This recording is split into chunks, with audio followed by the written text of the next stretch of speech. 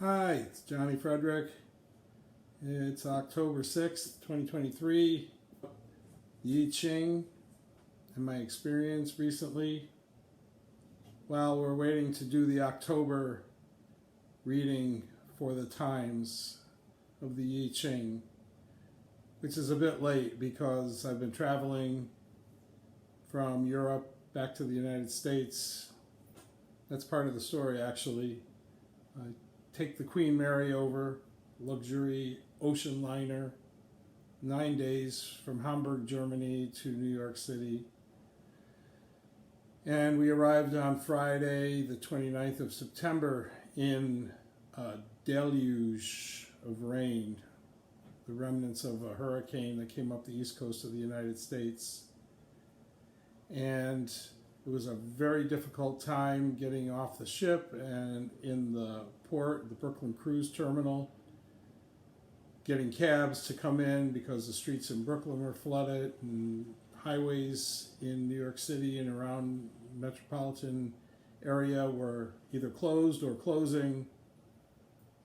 I was able finally to get a car to come get me and my dogs and to get out of the terminal and into heavy traffic.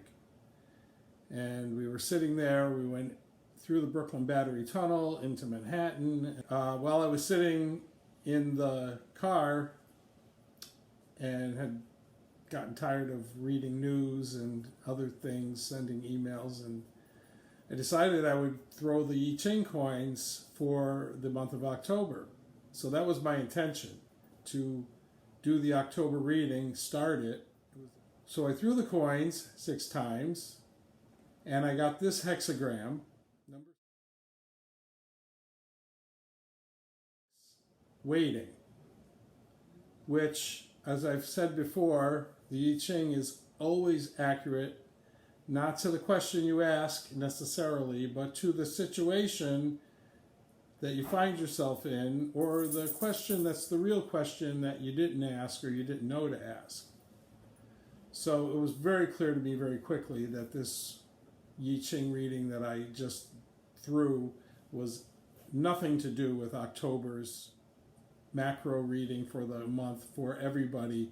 It was very specific to my situation of waiting, as I was sitting in a car waiting for the traffic, for the roads, for the rain. The I Ching, as I've also have said, has a sublime sense of humor. And I had a laugh because it told me what I was doing at the moment, which was waiting. And it told me that's what I needed to do at the moment, to be patient. It says, perseverance furthers, which is a quote from the I Ching from different hexagrams that reminds us and tells us to persevere, and perseverance is the thing that wins the day.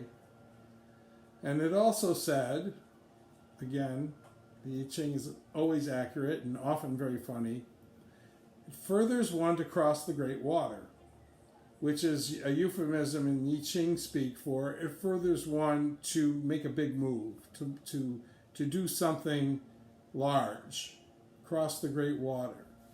And in this case, it was literal, because I had just crossed the Atlantic Ocean, I guess the second largest great water on the planet after the Pacific Ocean.